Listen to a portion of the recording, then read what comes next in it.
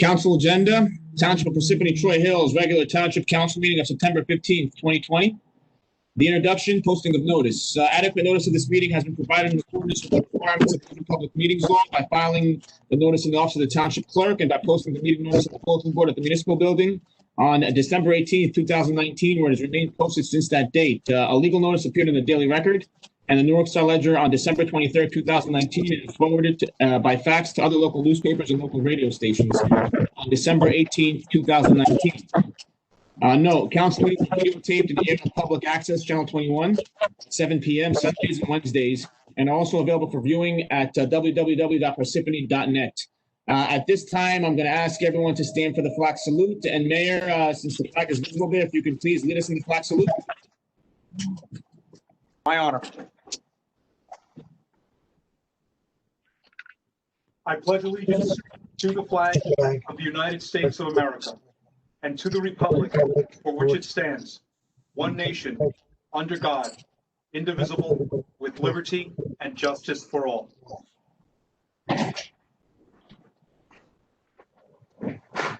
you, Clerk. Thank you, Mayor. At this time, I'm going to go into the roll call. Mr. Carriffy?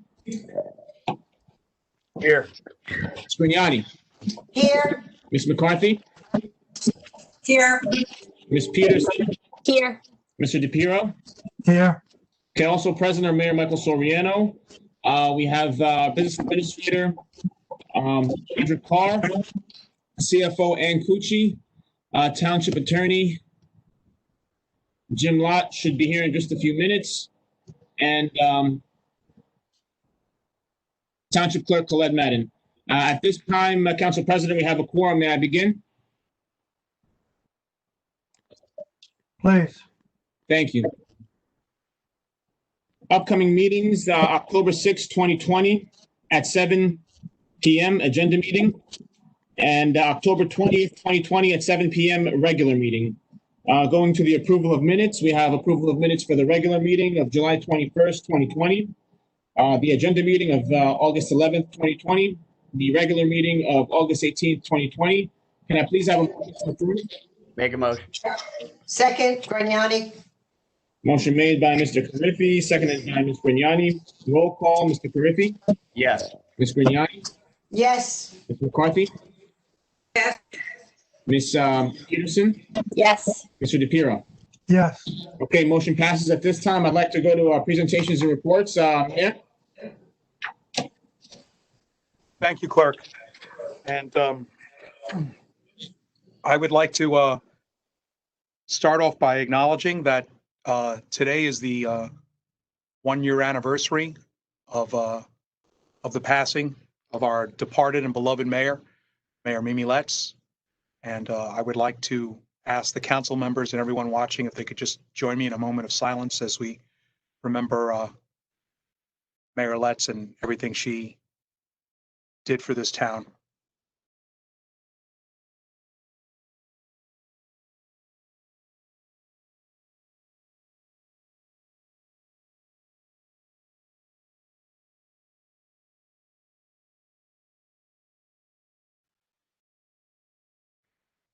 We miss you, Mimi.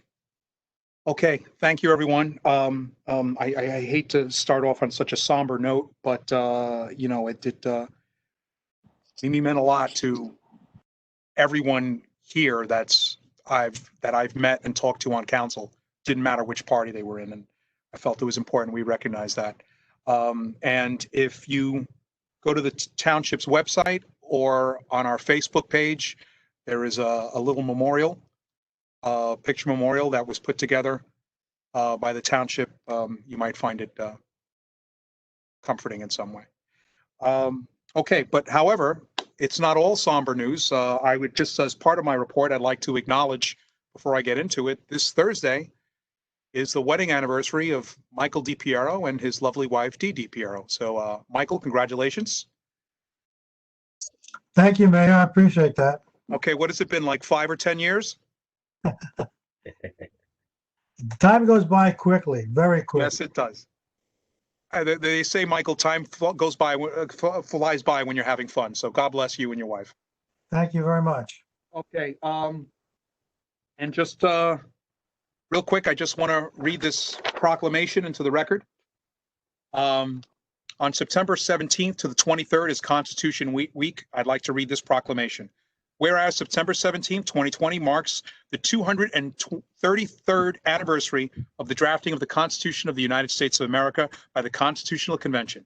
And whereas the Constitution is the world's longest surviving written charter of government, marking the United States of America as the world's most enduring beacon of liberty, freedom, and democracy. Whereas the drafters of the Constitution bravely enshrined in our national spirit a commitment to the rights of all people at a time when totalitarianism gripped the world. And whereas it is fitting and proper to accord official recognition to this profound document and its memorable anniversary, and to the patriotic celebrations which will commemorate the occasion. And whereas Public Law 915 guarantees the issuing of a proclamation each year by the President of the United States of America designating September 17th to the 23rd as Constitution Week.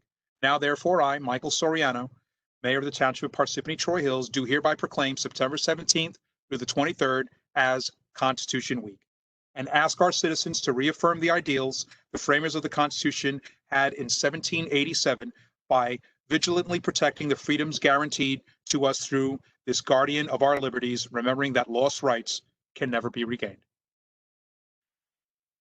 Mr. Council President, Mr. Clerk, thank you for your time. Thank you, Mayor. Thank you, Mayor. At this time, we're moving along to the Township Council. I turn it over to the Council President. Is Vonda with us? Yes, Vonda is with us at this point, so she can speak at this point at any time. There she is. Hey, Vonda. Vonda, I think you're on mute. Can I share screen? Are you ready? We're ready, Vonda. Okay, I'll go ahead and share screen.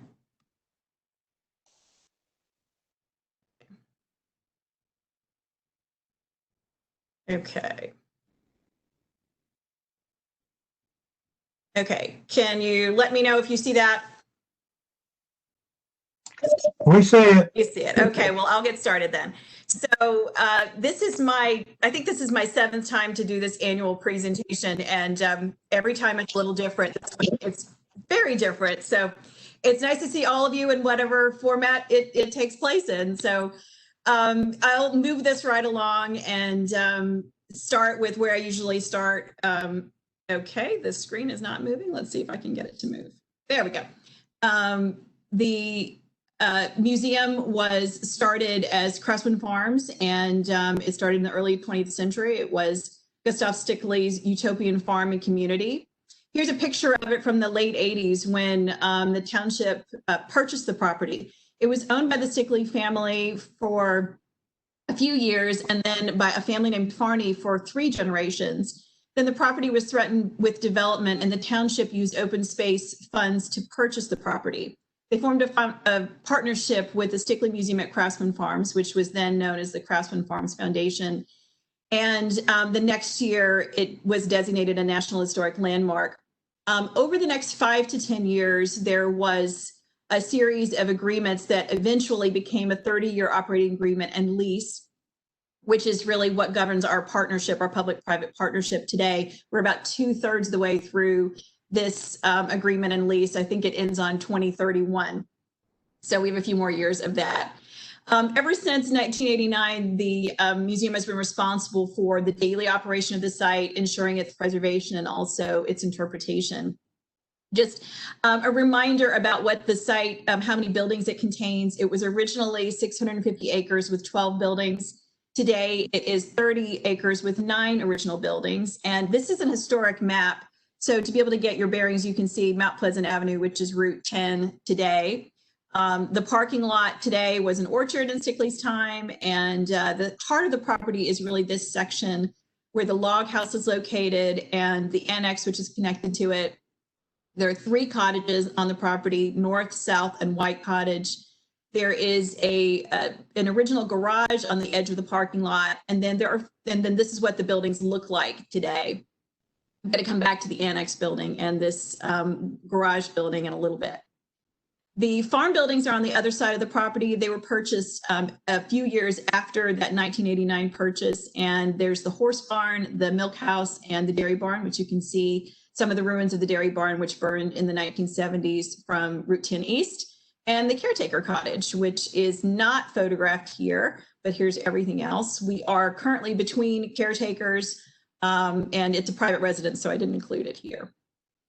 So a little bit more about us. We're a historic house museum. We are a nonprofit 501c3 governed by a board of trustees. We have 7 staff members, and 2 of us are full-time, 55 volunteers, 500 members from all around the country. We are theoretically open for tours year-round. We are currently not open for tours. But if we were, we would normally host around 800, actually more than 800 tours annually. And when we do other programs that aren't just regular day-to-day tours, and there are about 80 of those per year, we have a large following on Facebook and on Instagram. And this is just a graph of our attendance that is half of the year. We were on track to meet our normal attendance goals. You can see here that we would normally expect to have around 7,000 people visit for tours, and they come from all over the world. Our operating budget is $500,000, which is entirely self-funded, and we have 7-member staff, and we also have quite a bit of the operational activities that we oversee. In particular, like a good example is that there's an HVAC system that the township helped us install originally, and we're going to install a new system, but we're responsible for maintaining that system annually. So that's a little bit of how our operational budget functions. So we raised $500,000 through memberships, through grants. Our single largest grant is from the New Jersey Historical Commission. It's a competitive grant, so we have to meet certain requirements to be able to maintain that grant. We also have fundraising events, which some of you have attended, and we earn income through the museum shop, admissions when we're open, and educational programs. So this is sort of the typical presentation that I've always given, but it has to change up a little bit this year because it's not like any other year that I've experienced before. We started off this current year with a really difficult situation where our IT consultants, all of our IT consultants' clients were attacked by a ransomware attack. So this meant that our entire computer system and 2 of our servers, all of our backups were corrupted and encrypted by the ransomware attack. The pirates wanted $500,000 per computer, which was not possible. And we were very fortunate that there was no credit card information or anything really to sell in our documents and in our files, but we lost everything in this attack. We had to rebuild our computer system, and it's a much better system than it was, but it was a difficult process, and we're still really rebuilding today. And then shortly after that happened, of course, everyone began closing because of the pandemic. We closed our doors as of March 19th and really began to consider what we could do to keep revenue flowing into the museum, because we knew that to keep our staff working, we would have to be creative. So with our doors closed and the lights out, we started working on a new plan, and it involved several different things that we started to do. You may be familiar with the payroll protection plan, and we applied and received 2.5 months of payroll, which was incredibly helpful. We've had several flash sales through our shop, doing it online. We've always had an online shop, but this was a new, very directed kind of sale, and they've been really successful. We started online classes, which have gone very well, and had a new member campaign. And so these have all been ways to keep us kind of coasting along. And we've offered all kinds of programs.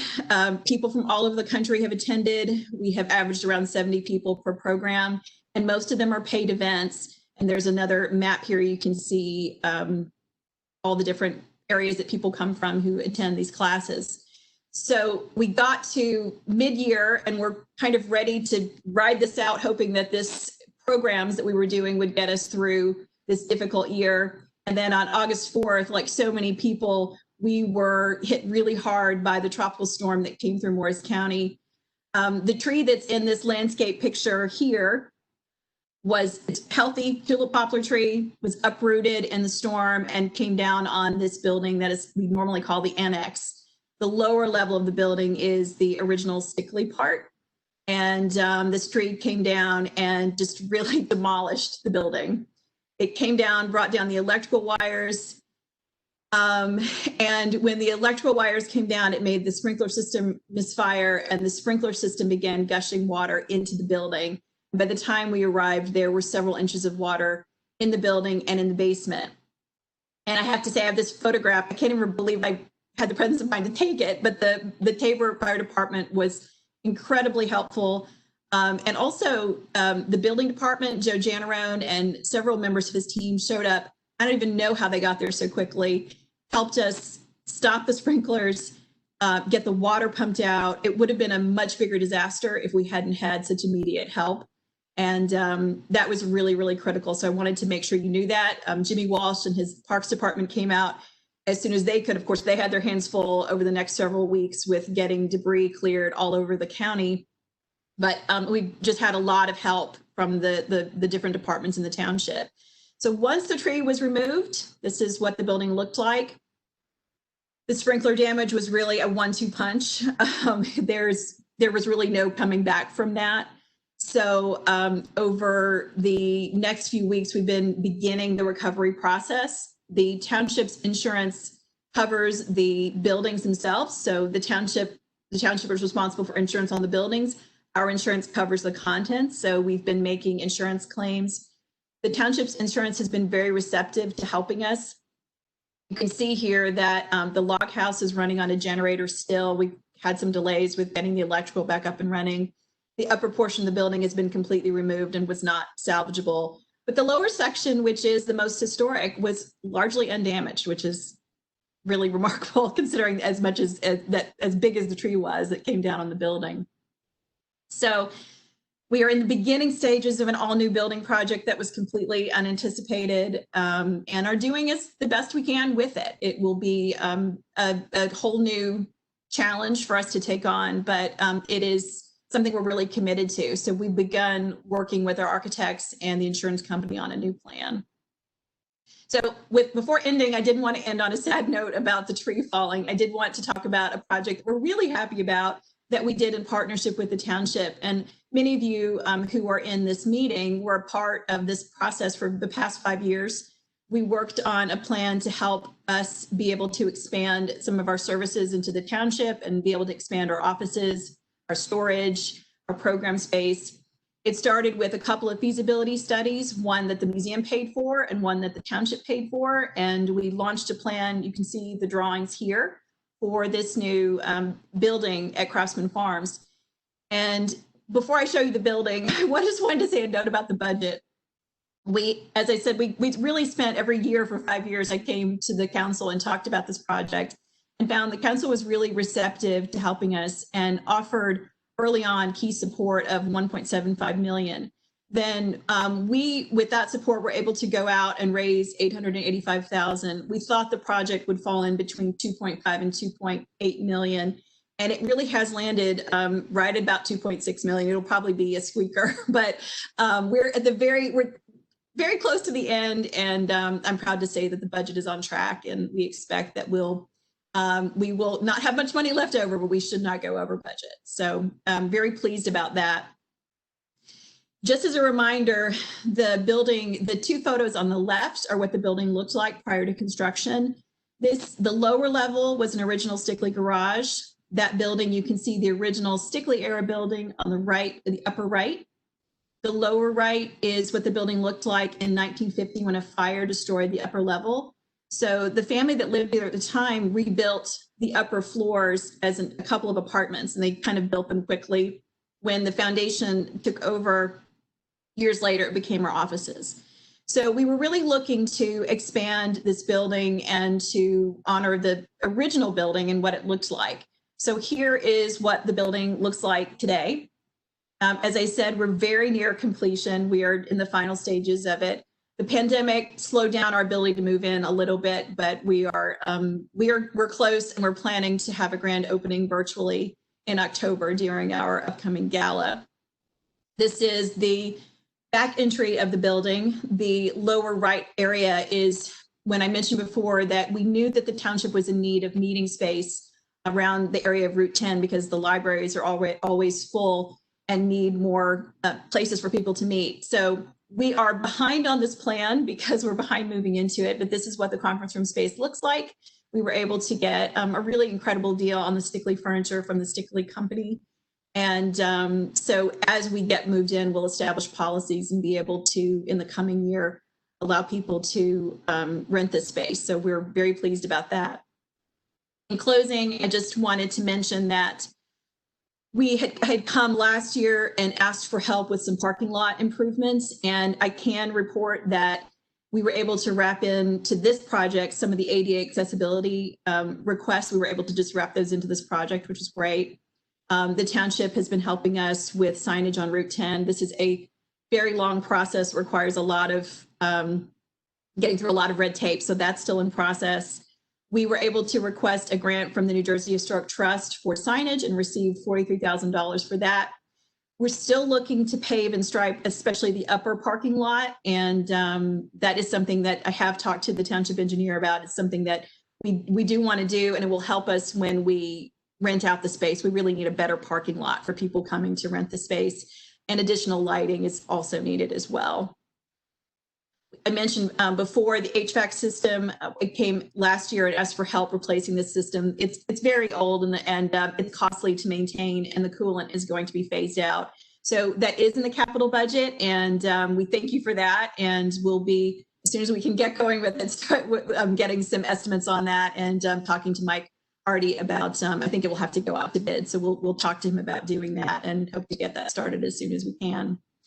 And in the meantime, we are currently closed. We're one of the unusual museums that's currently closed because of construction. But we hope that we can open up on site maybe by the holidays, which is a really important time for us. In the meantime, we will stay open virtually with classes, and we'll have a virtual gala in October. And it has been a year like no other, but we also have had a lot of successes, and we're just looking towards making it through this year, and really we'll be transformed after that. So thank you all for having me today, and I will pause there and stop sharing if there's anybody who has any questions for me. Wanda, thank you very much. It's always a pleasure to see you and see this presentation. The new building is beautiful. I can't wait to show it to you in person. I'm actually here right now in my new office. So we're really proud of it. We couldn't have done it without the help of the township.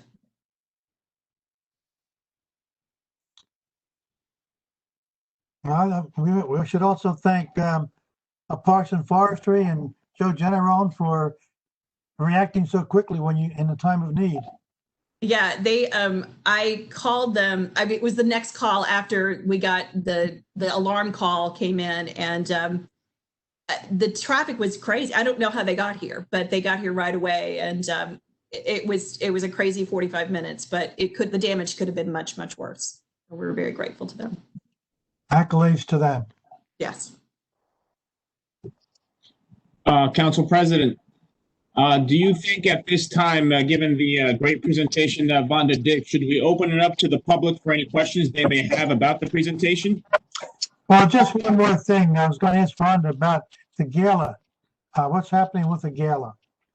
Yeah, so it'll be October 24th, and it'll be it'll be all online, and it'll be, for those of you who've been before, it should feel a lot like it normally does, except you'll be sitting in at home, and you don't have to dress up in fancy clothes. So it'll happen on October 24th, and we have several events coming up in October.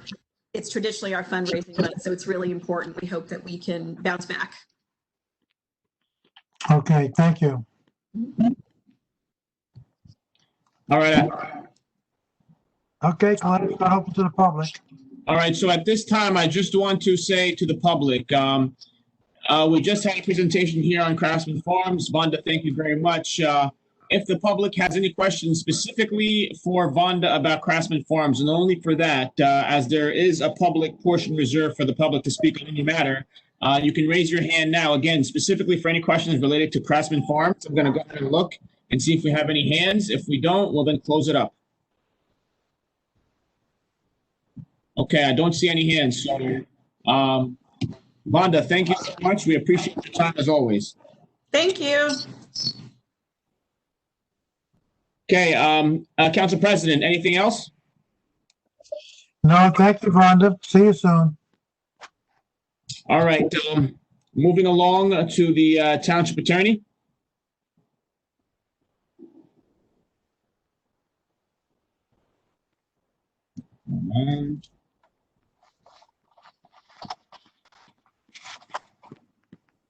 Sorry, Glenn, I don't have a report. Fantastic. Thank you, Mr. Lott. Moving along to our Business Administrator, Frederick Carr. Mr. Carr? Yes, thank you, Council President and colleagues. So I just want to mention that we have concluded the Township's auction. It concluded yesterday. We sold 17 vehicles for a total of $41,214 for the Township and $16,700 for the Rockaway Neck First Aid Squad. Obviously, these numbers are tentative or contingent on the final payments. And the winning bidder is obviously coming in. If the winning bidder doesn't show up, it goes to the second bidder. But that's where we are today, and that's all we have. Thank you. Thank you, Fred. Moving along, Township Clerk, I do not have a report at this time. Thank you. And now we're moving along to the Township offices and committees. Anything from the Township Council on this? Yeah, last week we talked, last week we talked about the plastic bag ordinance and enforcement. Do you have any information on that? Okay, Ms. McCarthy, at this time we have, I've been looking into it a little bit.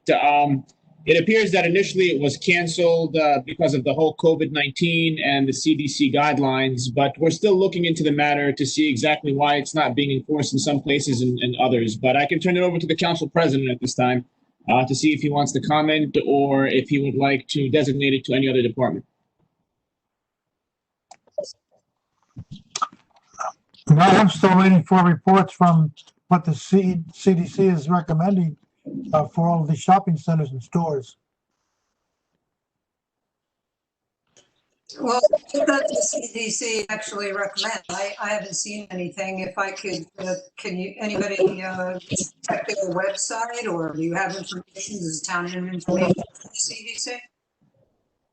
So I'll look into it, Ms. McCarthy, and see if I can get that information for you and provide it for you offline, if that's okay. Sure. Okay. Thank you. Right, because at this point, it's not the council's position. We're not negotiating on the plastic bag ban ordinance anymore.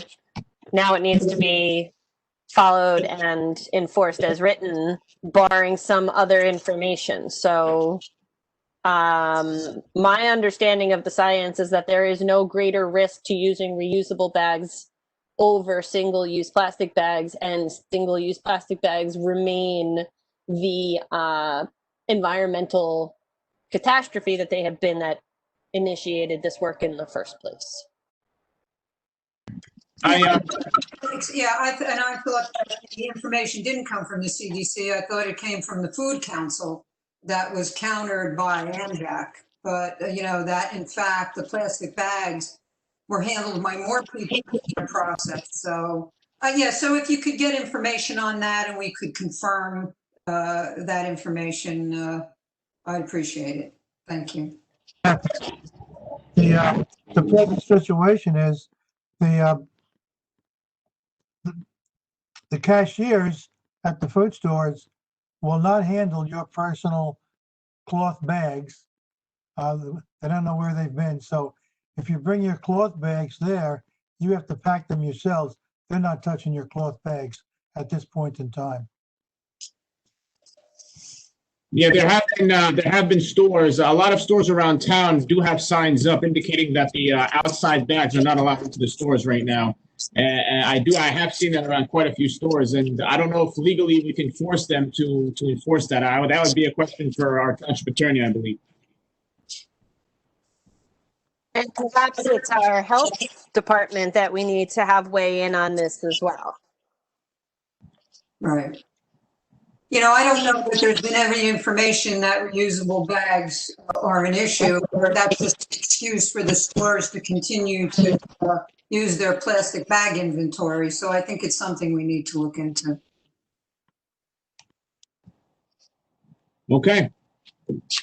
Anything else from the council members? Can I just say I didn't realize that I missed my chance under Township Council. I also wanted to wish Mr. DiPiero and Dee a happy anniversary officially from my station up here next to him on the dais. Happy anniversary, Mr. DiPiero, and to Dee as well. Thank you, Emily. We appreciate it. I agree. Congratulations, Mike, and please extend that to Dee as well. Will do. Thank you, Janice. Okay, moving along to bids. Taken July 22nd, 2020, well drilling and installation services, replacement production well 21-R. July 23rd, reconstruction of various streets in Mount Tabor, Phase 5. July 24th, lease on public property. August 12th, 2021, new 2021 16th Freightliner M2 112 extended cab with crane for Parsippany Rescue and Recovery Squad. August 19th, 2020, clarifier improvements, bids to be taken. September 16th, Klondike Booster Station upgrades. So at this time, we'd like to open up the public hearing. I'd like to entertain a motion to open up the public hearing, please. Before you get there, Khaled, Yes, we do have an email from the Parsippany Ambulance Squad asking about an ambulance that they had pending. I guess this is for Ann. They want to know what year the money is in for the ambulance that they had requested. Have you seen that email? I did not.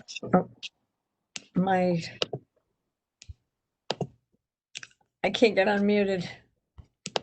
You're unmuted. No, we can hear you. Am I? Can you hear yeah, me? we can hear you. We can hear you. Oh, I didn't get that email. I believe, but I'll check on the ambulance squads. We pay the same every quarter to them. Well, my understanding was they had something, they were ordering an ambulance in 2015. Yeah, something happened where they didn't cash the check in 2019, and we reissued that to them. Okay, I'll forward the email that I saw, and if they're still at loose end, maybe you can take care of it. Mr. Council President, I have the email in front of me. I'm going to send it to her right now, okay? Thank you, Mayor. No problem. Thank you.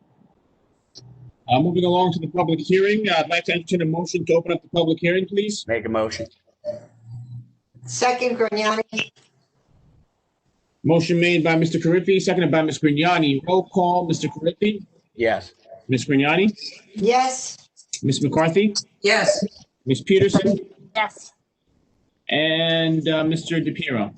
Yes, Okay, at this time, we're going to go ahead and open the floor. What we're going to do is I'm going to look and to see whose hand is raised. I will call your name. You will be given 5 minutes to speak on any matter you'd like. Keep in mind, this is not a back and forth with the council, so once you are finished speaking, we will then have the council answer your questions, okay? At this time, I'm going to go ahead and look to see whose hands are up. I see Miss Amanda Ugarte, so let's go ahead and please unmute Amanda, please. Hi, everyone, and thanks for the time. Again, my name is Amanda Ugarte. I appreciate the consideration. As you may recall, I spoke during the open session at the meeting on September 1st regarding what I call the swamp in my backyard. As a quick refresher, post the work done at the other end of Manor Lake, my family was left with a swamp behind our home.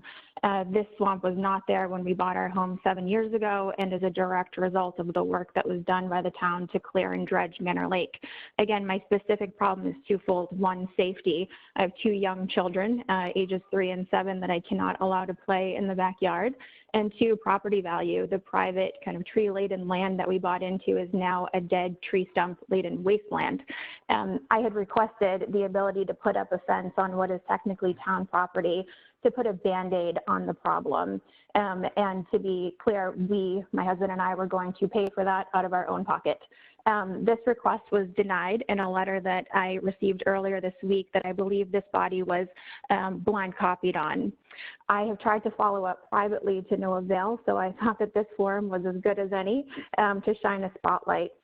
Candidly, and to put it mildly, I am frustrated as a parent trying to ensure the safety of my children and as a property owner and taxpayer. Specifically, I'm not sure that I understand how the DEP and other regulatory and environmental authorities were okay with the town cutting down a swath of trees in the area, but would not be okay with me putting in a fence to hide the mess and not disturb anything. And to be clear, again, this is not an expense, but we are going to pay for it ourselves. I wanted to request that the appropriate parties, whether that's the administrator and or engineering, come to meet with my husband and I in the yard to see what we're dealing with and discuss next steps to fix the problem. Again, it's a safety and a property value issue that was created for us, and we are looking for a solution.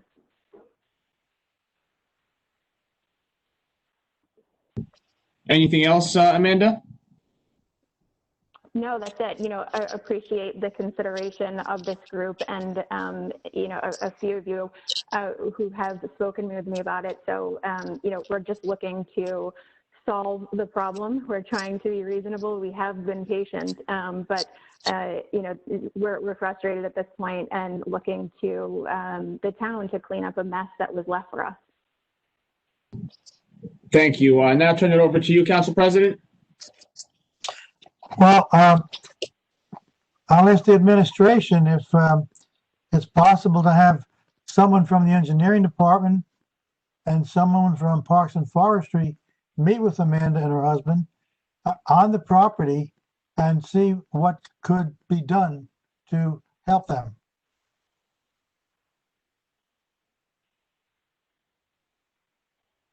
Council President, this is Fred Carr and Amanda. I have no problems meeting them with Jim or the engineer on the property. Amanda, do you guys understand? So you do not want to build the fence on your property because you can do that. Yeah, that's correct. Sorry, I understand this isn't a back and forth, but I'll just give you the color. Kind of where the property line is, you would still see all of the disaster that is the wasteland back there. And so what we're trying to do is to just put it back a little bit further to kind of blockade that and kind of leave what we have now as a yard. As if you came over, you would see kind of how it's set up as so that, you know, our kids aren't impacted and can go back out there and play again. I was under the impression that Justin Lizzo was going out to this property after Amanda's last presentation. That did not happen, Amanda? No, no one came here. To be fair, someone did go kind of across the water from the street side, and I was out on my back deck waving like a bit of a lunatic trying to get their attention, but no one did come here specifically. So, Mr. DiPiero, as a council, can we request a meeting be held at Amanda's property with our town engineer? That's what I was asking for, Emily. Okay, I'm with you. You were on the same page now. I thought that already happened. I apologize. I missed that step. And Councilwoman, if you remember the letter if you saw the letter, that's a consulting, you know, and I would, so if, Amanda, if you're on your backyard jumping up and down and I didn't see you, I do apologize. I was across the street looking at the backside and I had a conversation with both the engineer and the attorney, and the concern is this is Green Acres property. That poses considerable restrictions on the township.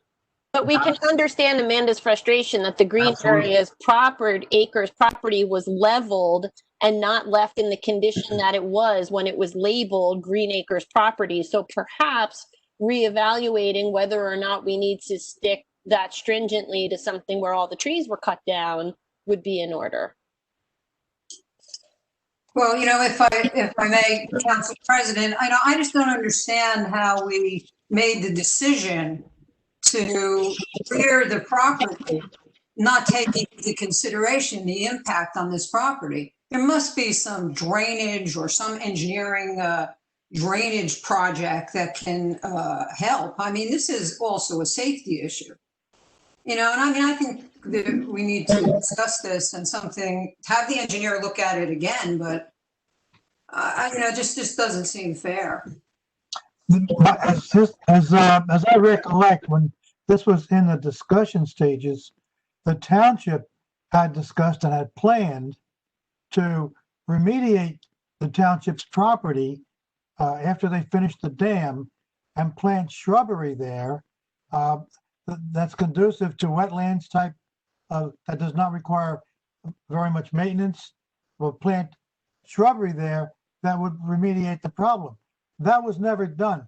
And that's why I'm asking that if we have Parks and Forestry and the engineer go there, maybe there's something they can do to remediate our property to help this neighbor.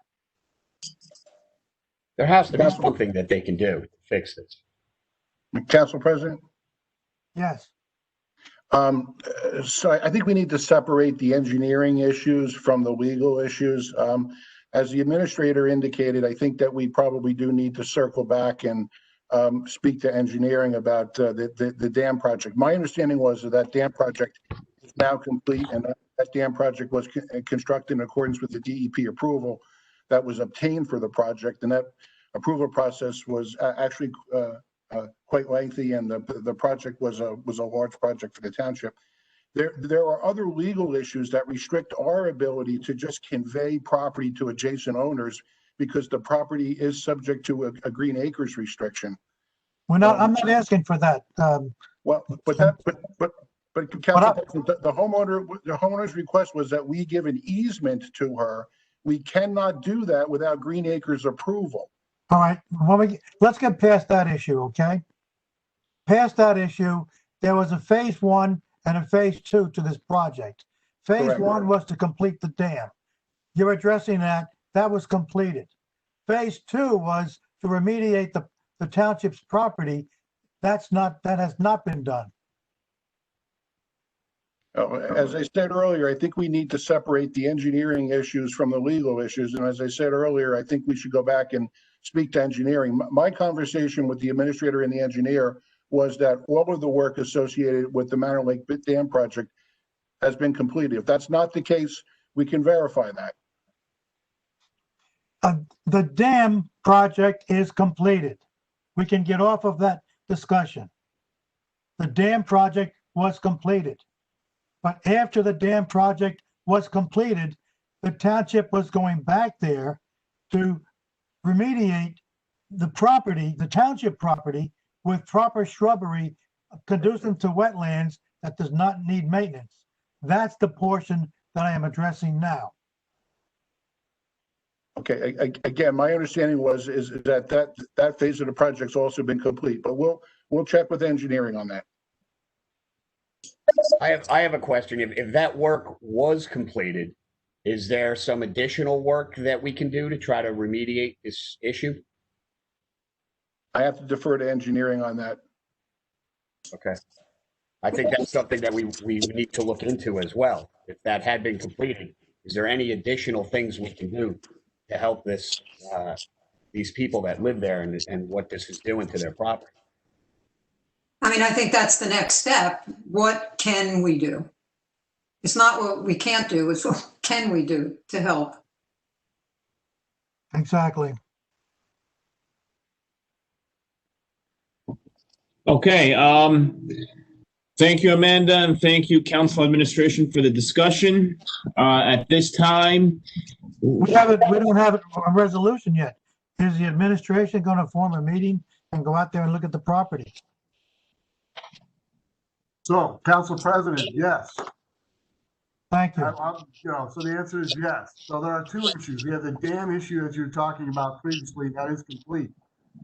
The issue in that Manor Lake area, if you've been out there, and I know Amanda's seen it, are piles of dirt that are left over from the dam lake dredging project years before, where now the water doesn't flow. So I will go out with Parks and Forestry and with the engineer and see if there's a solution to the problem. Thank you. Great. And just before we leave, can I follow up with you directly, Fred, to schedule that meeting just so we get Yes, this we will do going that. quickly? You did call yesterday, obviously. You did call yesterday, probably 6.8 seconds after you read the letter. I did. But that was, yes, and I'm aware of that. But I have not been able to schedule that meeting with you and other people based on my calendar, but we will do that. And council, we need to understand that, you know, in my conversation with the attorney and my experience with Green Acres, they are extremely sensitive to encroachment on their land, and they really don't care why. I would understand that, and I would support that. But to Mr. DiPiero's point, if the remediation work wasn't complete, like there's an amount of auditing we can do on our end to see if we did right by this neighbor. And having not seen the site myself, Mr. Carr, looking at it, when you looked at it, did it look acceptable? No, it didn't.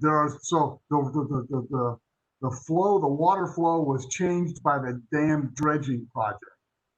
Okay, and that's the conversation I'll have with Justin and Jim to see if, because of the dam dredging project, is that remediation on our side, where we get in there when it dries out enough to flatten it out so it flows correctly, or is not. Right. So if we had if you know, think about it, there's all these puddles, large puddles, and we treat the algae on a monthly basis at Manor. Look at your bill list, there's a $250 charge in it just for that for this month for the algae that's there in the township. And so, like I said, I will go out there and see if we can do something. So and I hope that's satisfactory. Council President, so can we get a report on that at the next meeting? If we have an answer, yes, ma'am. Thank you. Okay, thank you, everyone. Thank you, Amanda, council, and administration. At this time, please mute Amanda, and let's see who else's hand is up.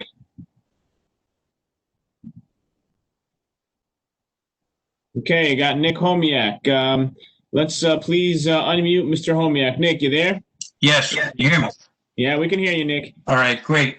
The New York Superior Court just won a case allowing the plastic bag ban, and I believe I read it on the ANJAC site. So Councilwoman McCarthy might want to talk to Michelle Gaynor about that, or if I could, I'm sure I could find it, or anybody could find it. One question about this property here with the woman on her property. Were the trees taken down on that property, on the Green Acre property? And you might want to look into NJDEP, who they hired for that contract, because they might have hired somebody and they might not have done a proper environmental assessment. So it might have been on the contractor NJDEP hired. Last week at the sewer and water came up, and Ken Dolsky had a thing where the minimum users should not be charged. And the answer was they already aren't being charged because everything is on water usage. But I believe I'm correct. Everybody in the summertime gets an increase in their sewerage fees. So if you're a minimum user year round, you're a water conservationist, or you just use less water, your sewerage charge goes up like everybody else's. And I assume that's because everybody is sharing that storage charge, but the storage charge is being caused by the excess water use. So I don't know if there's a way to equate, to separate, to keep the minimum and make a, if your water bill, if you're a minimum user, your water and your storage bill should be the same 12 months a year, every quarter. So if you think there's anything to that, I would think that Ken Gorski may have been right. And my question was never answered.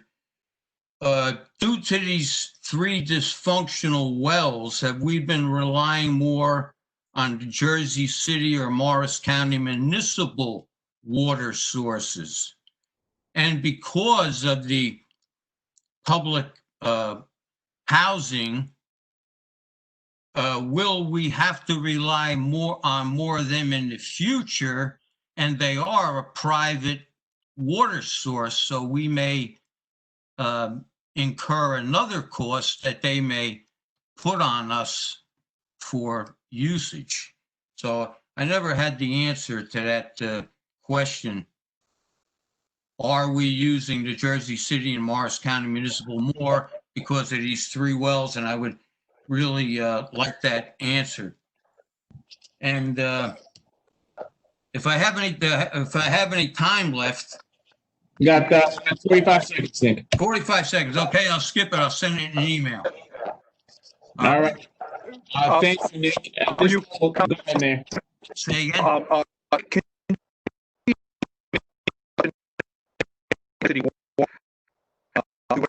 Answer. Can't hear. Mayor, I apologize. It appears that you lost the connection for a second. Can you please restate what you just said, everything you said from A to Z? Who? Mr. Homiak? Yes.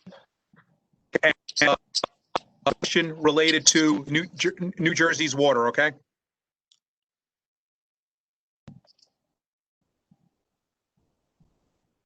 Mayor, one more time. I think we lost you there. Please email me, Nick, and give me that question about Jersey City water. Okay, will do. I'll get it answered. Perfect. Thank you, Mayor. Nick, you're all finished. Thank you. Let's mute Mr. Homiak. Thank you, Nick, for your time. Council President, any comments on that or anything or council? No, we can move on. Okay. Let me take a look one more time at the attendees to see if anybody's hand is up. Okay, I see no hands. Going once, going twice. Okay, at this time, I would like to entertain a motion to close the public hearing, please. I'll make a motion. Janice? Second. Okay, motion made by Ms. McCarthy, seconded by Ms. Peterson. Roll call, Mr. Carriffy? Yes. Ms. Johnny? Yes. Ms. McCarthy? Yes. Ms. Peterson? Yes. Mr. DePiero? Yes. Okay, at this time, we're going to move along to ordinances. Introduction. We have ordinance 2020:27. An ordinance approving an easement agreement with Jersey Central Power and Light Company and Verizon of New Jersey Incorporated to install a utility pole and necessary equipment to supply power to the Knoll Recreation Area Pump Station. Be it resolved that the above ordinance introduced and passed on first reading at a meeting of the Township Council of the Township Parsippany-Troy Hills held on September 15, 2020, and that said ordinance be further considered on second reading and final passage at a meeting to be held on October 20th, 2020 at 7 p.m. prevailing time or soon thereafter as the matter may be reached at the municipal building in said township, at which time all persons interested shall be given an opportunity to be heard concerning said ordinance. Be it resolved that the clerk be authorized and directed to advertise said ordinance with the notice of introduction thereof being published in the official newspaper according to law. Can I please have a motion? Motion. Motion made by Mr. Carriffy, seconded by Ms. Peterson. At this time, since we have a motion and a second, prior to going into a roll call vote, I'd like to entertain any discussion or statements by any of the council members regarding this ordinance. Okay, seeing none. We're going to go ahead into the roll call vote. Mr. Carriffy? Yes. Ms. Grignani? Yes. Ms. McCarthy? Yes. Ms. Peters? Yes. Mr. DePiero? yes, Okay, motion passes. Moving along, now ordinance number 2020:28 and ordinance number 2020:29. Ordinances amending the first ordinance 2020-28 is ordinance amending and supplementing chapter 329 sewers to increase sewer rates and charges. And the second one, ordinance 2020:29, amending and supplementing chapter 420 water to increase water rates and charges. Be it resolved that the above ordinance be introduced, read by title, and passed on first reading at a meeting of the Township Council of the Township Parsippany-Troy Hills held on September 15th, 2020. And that said ordinance be further considered for second reading and final passage at a meeting to be held on October 6th, 2020 at 7 p.m. prevailing time or soon thereafter, as the matter may be reached at the municipal building in the said township, at which time all persons interested shall be given an opportunity to be heard concerning said ordinance. Be it further resolved that the clerk be authorized and directed to advertise said ordinances with notice of introduction thereof being published in the official newspaper according to law. May I please have a motion? Motion. Motion, who is that, Emily? Okay, a motion made by Ms. McCarthy. Can I get a second? Second. Okay, second made by Mr. Carriffy. Now that we have a motion and a second, prior to going to a roll call vote, I'd like to entertain any discussion or statements by council members, please. Okay, seeing that I have no discussion or statements by council members, I'm going to go ahead into a roll call vote. There's no discussion because once I go into a roll call vote, we're not going to entertain any discussion or statements on these ordinances. I just want to thank everyone for their work, their consideration, their willingness, everything that went into these discussions. This is not nothing that we have accomplished here, and I truly appreciate everyone's time. So thank you. Okay, seeing no other discussion or statements. Colette, I just wanted to mention, that I agree that the rate increase is necessary as a result of the utility rates remaining flat over the past 10 or 12 years. And while the utility operating expenses were increasing and the water and sewer surplus had been steadily decreasing over that time. So I think that going forward,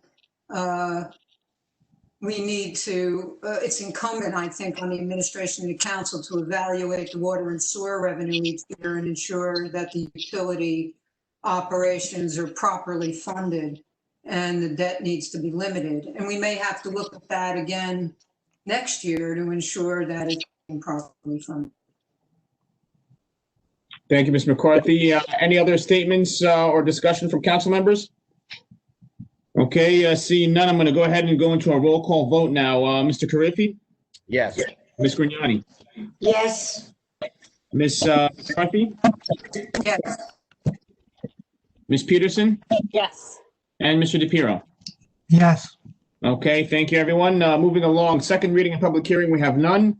Going along to the non-consent agenda. Resolution R 2020-180 urging Jersey Central Power and Light, JCP&L, to take certain actions due to the failures by JCP&L related to Tropical Storm Isaias and opposing the proposed base rate increases. Can I please have a motion to approve the resolution? Made the motion. Can I get a second, please? Second. Okay, motion made by Mr. Carriffy, seconded by Ms. Peterson. Now that we have a motion and a second, at this time, prior to going into a roll call vote, I'm going to ask for any discussion or statements by council members. Well, again, I just want to say that ever since I can remember, the residents of Parsippany and Morris County generally endured JCP&L outages.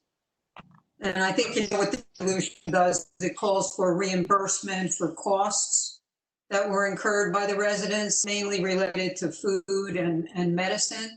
And it urges the BPU to reject JCP&L's request for rate increases and that the BPU mandates that JCP&L, and I quote from the resolution, invest sufficiently in infrastructure to reduce the frequency of outages and eliminate extended power outages. So thank you to the council for approving this. Thank you, Ms. McCarthy. Any other statements or discussion by council on this? Okay, seeing none, we're going to go ahead into the vote. Did I hear someone? Okay. Seeing none, we're going to go into a roll call vote. Mr. Carriffy? Yes. Ms. Grignani? yes, Ms. McCarthy? Yes. Ms. Peterson? Yes. And Mr. DePiero? yes, Okay, moving along. Resolution 2020-181, awarding a contract for professional consulting services to Government Strategy Group. Can I get a motion, please? Motion. Okay, motion made by Ms. Peterson. Can I get a second? Second. Okay, we have a motion by Ms. Peterson, a second by Mr. Carriffy. Now that we have a motion and a second, take a second to ask for any discussion or statement by any of the council members. I just have a question for the administration. As a result of this consulting service, I want to make sure that the council receives a copy of the results from this survey, number one. And number two, I think the council should also receive what action the administration will take as a result of these consulting services. Council President, if I may, if you look at the backup documentation, upon completion of their survey or this evaluation of the department, the written report will be provided to the council. Now, not just the administration, but the council will also have that. There will be an action plan associated with that also. Okay, great. Thank you. And if I may, Mr. Council President, just so it's stated for the record, a major part of this report, and that needs to be set up front, we are not looking to do any layoffs at all in that department. This is to help that department and help the employees there. Okay, thank you. So President, can I just ask a question on this? Because this was added late, so the result of this survey, can these recommendations be implemented? Will there be any reason why they couldn't be? I mean, can this study result in any action actually being taken? Absolutely. Councilman, absolutely.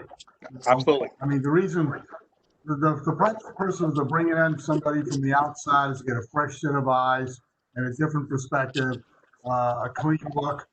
They'll be evaluating everybody down in that department and then asking the administration, probably talking to council members also.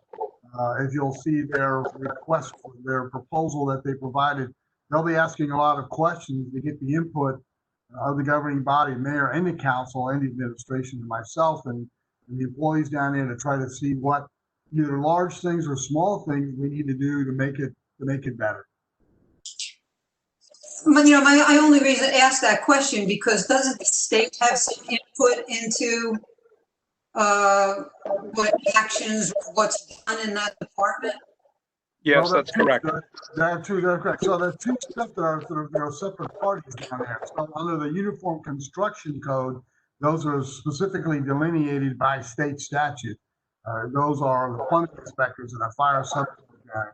But we have all the zoning and planning, and there are many other functions down in that department that are all sort of working together that they're going to evaluate from an outside standpoint, if you will, to see how we can improve the workflow.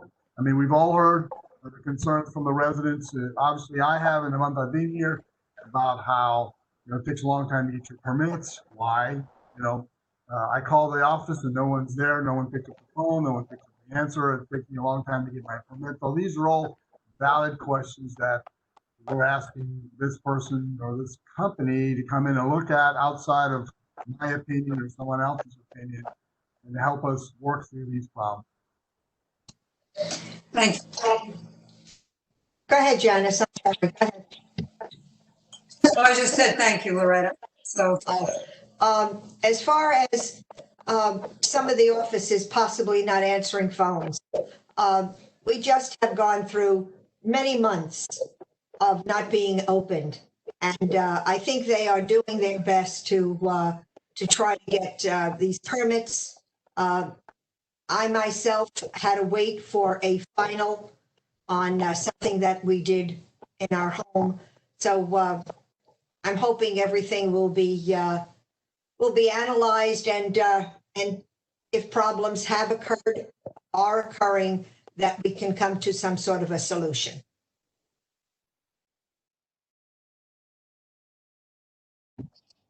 Okay, do I have any other statements or discussions at this time with regards to this specific resolution?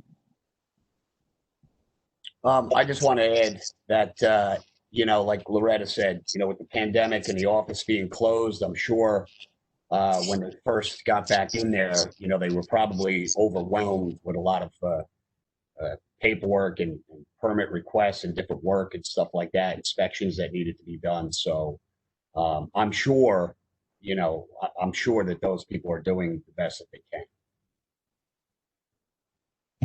Okay, thank you, everyone. At this time, I'm going to go ahead and go into a roll call vote. Mr. Carriffy? Yes. Ms. Grignani? Yes. Ms. McCarthy? Yes. Ms. Peterson? Yes. And Mr. DePiero? Yes. Okay, motion passes. Now moving along to the consent agenda. Be it resolved, all items listed with an asterisk are routine and non-controversial by the Township Council and will be approved by one motion. There will be no separate discussion of these items unless a council member so requests, in which case the item will be removed from the consent and considered on a normal and considered in its normal sequence on the agenda. Motion to approve the consent agenda. Make a motion. Second. Okay, motion made by Mr. Carriffy, seconded by Ms. Peterson. Now that we have a motion to second, is anyone to make any statements or comments on this? Okay, seeing none, we're going to go ahead and go into a roll call vote. Mr. Carriffy? Yes. Ms. Grignani? Yes. Ms. McCarthy? Yes. Ms. Peterson? Yes. And Mr. DePiero? Yes. Okay, the motion passes. Moving along to the approval of payroll and bills list. CFO Lincucci recommends authorization for payment. Number one, authorized payment of the September 18th, 2020 regular miscellaneous payroll estimated at $1.6 million. And number two, a payment of bills from voucher list of September 15th through September 17th, 2020, which is $1,310,874.63. Can I please have a motion to approve? Make a Motion. Second. Motion made by Mr. Carriffy, seconded by Ms. Peterson. Roll call, Mr. Carriffy? Yes. Ms. Grignani? Yes. Ms. McCarthy? Yes. Ms. Peterson? Yes. Mr. DePiero? Yes. Okay, before I go into a motion for adjournment, is there anything else from the council or the administration? Okay, seeing none, could I please have or entertain a motion to adjourn the meeting, please? Make a motion. Second. Motion made by Mr. Carriffy, seconded by Ms. Peterson. Roll call. Mr. Carriffy? Yes. Ms. Grignani? Yes. Ms. McCarthy? Yes. Ms. Peterson? Yes. And Mr. DePiero? Yes. Okay, thank you, everyone. You guys have a great night. Good night, everyone. Good Good night. night, everyone. Thank you. Good night.